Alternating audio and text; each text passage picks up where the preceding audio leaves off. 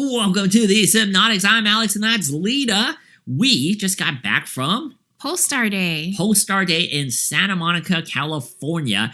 And basically, it's one of the type of events where the OEM showcases their cars in a nice fancy presentation on stage, have all the vehicles for you to kind of check out, take videos and pictures of. What was really cool was this is actually the inaugural Polestar Day. First one ever. First one ever. I didn't know that. I thought they had these press events before. So yeah, we saw some things that we already knew existed. And then we saw some things we didn't know existed. And it was just announced today. So we got a lot to talk about. Let's jump into it.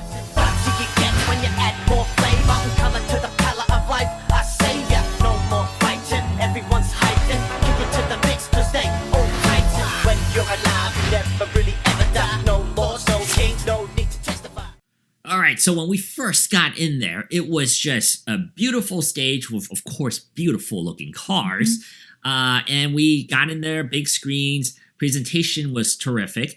Although, there was no Polestar 2 inside. No. You could drive. They allowed you to test drive Polestar 2s, the 2024 models. Yeah. Not a lot of people were doing that because people were here mostly for Polestar 3 and the Polestar 4 and, of course, the other stuff, Polestar 5 and the Roadster. Yep.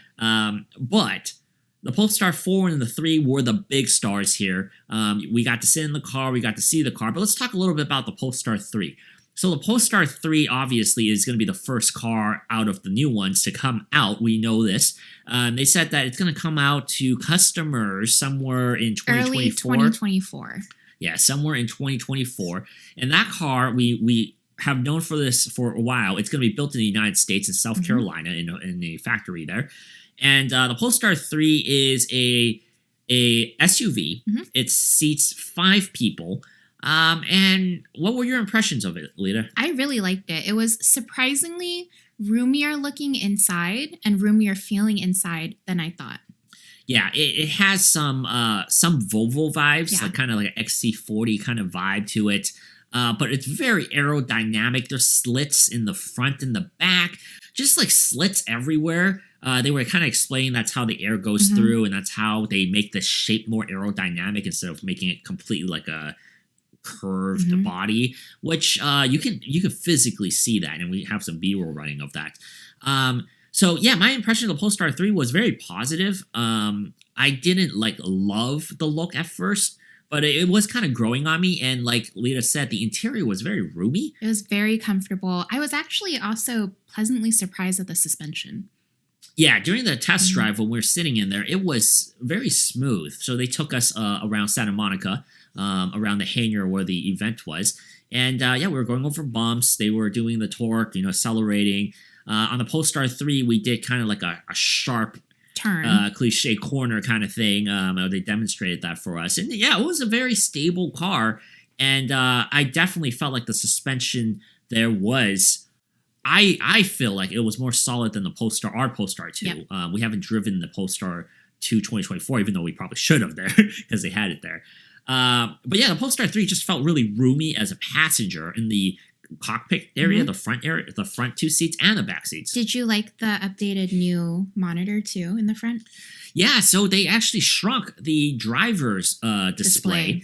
And it kind of, the first thing that came to my mind was because we test drove the ID4 when it first came out, and they had it right on the steering wheel too, like that. But yeah, it's a nice little screen there. I do think it probably serves its purpose.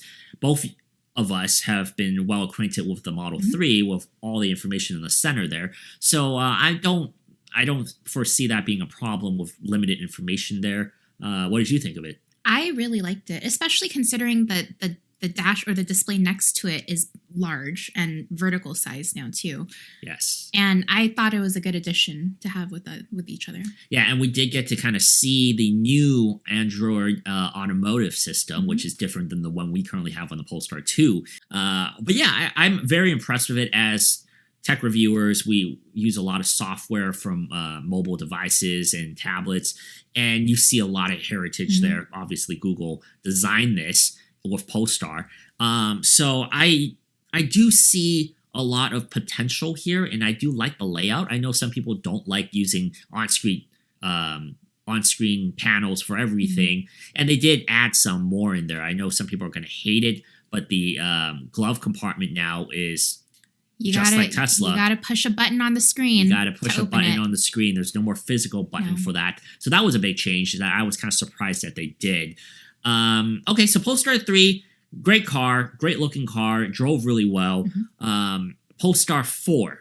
So the Polestar 4, I think, was the big star of the show. Everybody wanted to get in the Polestar 4 because it was, it's different. It's different. If you've heard about the Polestar 4, you know you can't see through the back. There's no rear window. There's no rear window. It's enclosed. And I think a lot of people were concerned about it. A lot of people were like, how is this going to work? And so, really, I feel like this Polestar Day was centered around mostly the Polestar 4. That really was the star of the show. Yep. And the first bit of shocking news for us that we got in the presentation was that Polestar 4 is not going to be built in the US. Nope. It's not going to be built in China where the Polestar 2 is going to be built. Where is the Polestar 4 going to be built? It's actually going to be built in Busan, South Korea. South Korea. So think about that. 3 cars, all built in different countries. But what were your thoughts on the Polestar 4? Because you did sit in the back I did. For the test drive there. So initially, when we saw the vehicle in the showroom, I sat in it. I sat in the back seat. And I did enjoy how roomy it was in terms of like the foot space, the leg space. Lots of leg space. Yep. But I was a little worried about how it would be driving, knowing that there was no window behind you. Like that was a little awkward for me. And so surprisingly, when we did the test drive, and I sat in the back, you sat in the front that time, yep.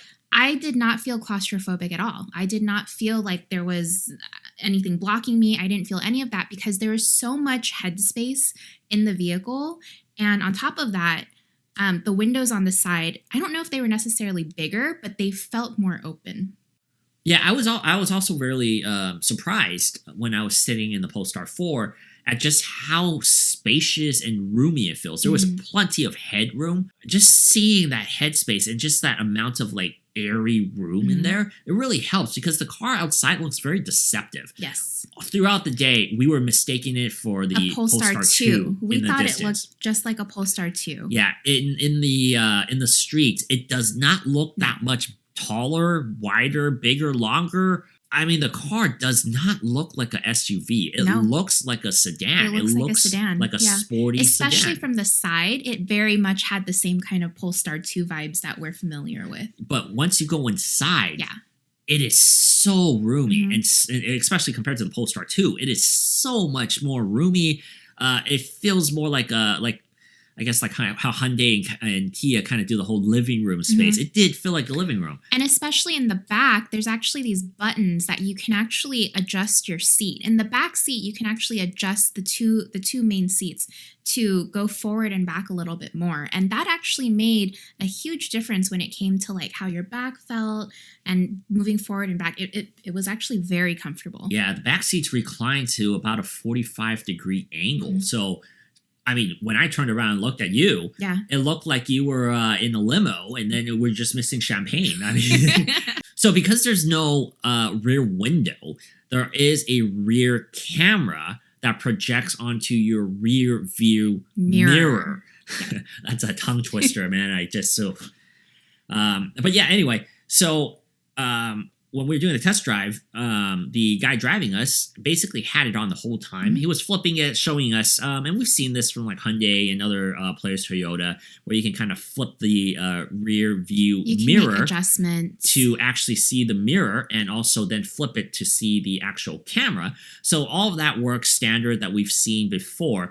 However, it was kind of nice because there are adjustment buttons on there. You can press to adjust the brightness. You can also adjust the angle, so the field of view. You can kind of tilt that camera a little bit. You can tilt the cameras. We were talking about this, but we didn't get to check it out. But we don't know what it would look like in the dark, the quality of the camera in the dark. But during the daytime, it is... it looked very nice. Yeah, it looked very clear. The resolution was very good. Yeah. I don't think it would be an issue for me if I was driving that car, to be honest. No, but I'd rather be a passenger in that car, to be honest. Yeah. Okay, so let's also talk about the shocking product that I guess nobody even really thought was going to be shown here, but Polestar Synergy. Polestar Synergy concept was designed through, I guess, a contest. And it's basically a super sports car. Yeah. So I think the contest was won by 3 different people from across the globe, basically. And I think they were given something like a 6-month span or something like that to design the vehicle. And it actually was shown at Polestar Day. Yeah. It really brought back some of their heritage as, the race car brand that they were before they got into mass consumer vehicles. Talk a little bit about there's not much to talk about in terms of Polestar Synergy, as it's not really going to be a product yet. But it is a one-seater. It only fits one person. Cockpit, it's a sports race car. Yeah. That's basically what it is. Yeah. Yeah. It's a lot of curves. It's a little funky looking, but man, if you ever see one of those on the street, if they ever make one into production, it's gonna turn eyes with the lights too. Heads. They did like a little display with lights, and it would turn on throughout the show. It was really cool. All right, let's talk a little bit about the Polestar 5 then, Lita. So the Polestar 5, we know it's going to be very similar to the Precept concept, which they had side by side. So one thing that they did make a big deal about, and they had this whole thing in the presentation. They brought up their partners in StoreDot, which you were saying that they invested in. Yeah, and they are I guess like a battery or a cell technology sort of startup company. Yeah, and so basically they had a demonstration. I think they demonstrated a few times.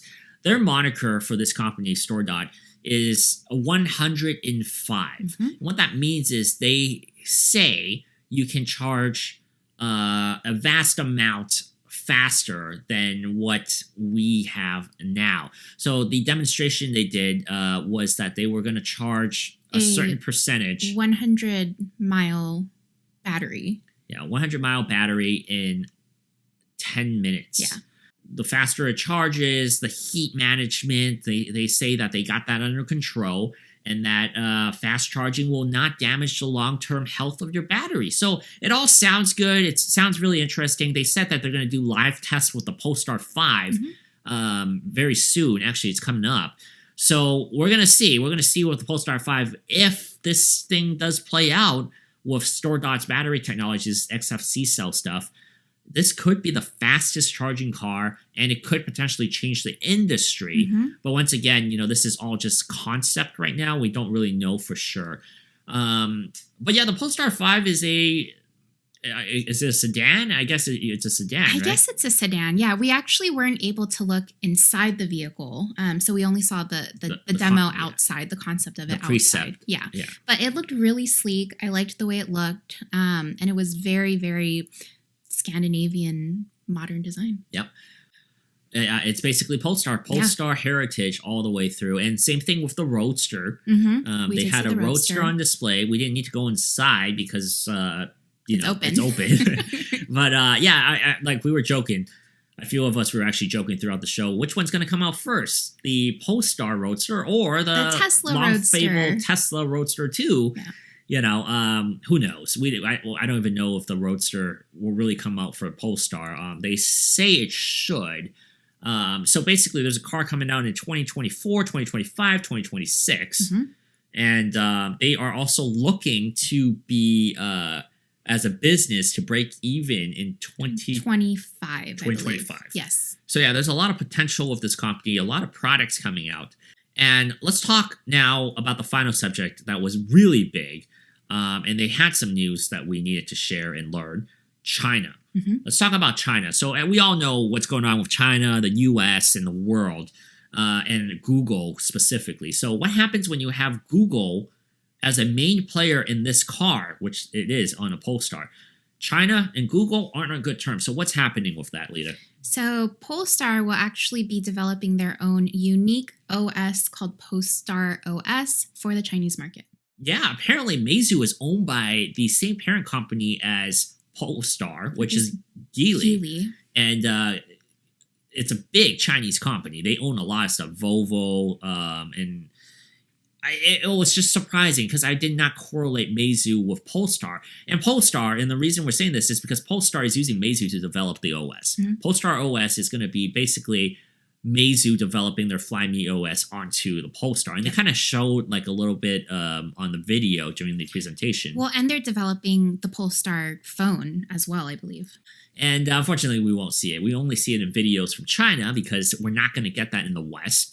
That's a China exclusive. Chinese Polestars will have that OS. So it'll be interesting to see it in videos. Unfortunately, we will not have that.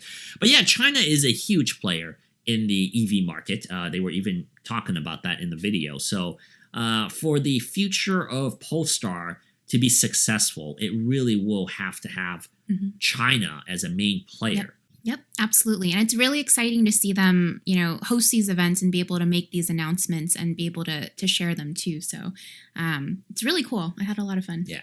So once again, thank you so much, Polestar, for inviting us out there to hang out and see all these things and experience this in person. It was great being back out there in these events. Once again, I'm Alex, and that's Lita. Thank you guys so much for watching. If you like this video, hit that subscribe button. It definitely helps the channel. Leave a comment what you're excited about with Polestar. Which of these cars, the 4, 3, 5, the Roadster, even the Synergy, which one of these gets you most excited? And we'll see you guys in the next video. Bye. Well, look at that. You made it to the end of the video. Be sure to subscribe, follow us at all our social media links, and also definitely check out our website, sipnautics.com. You won't regret it.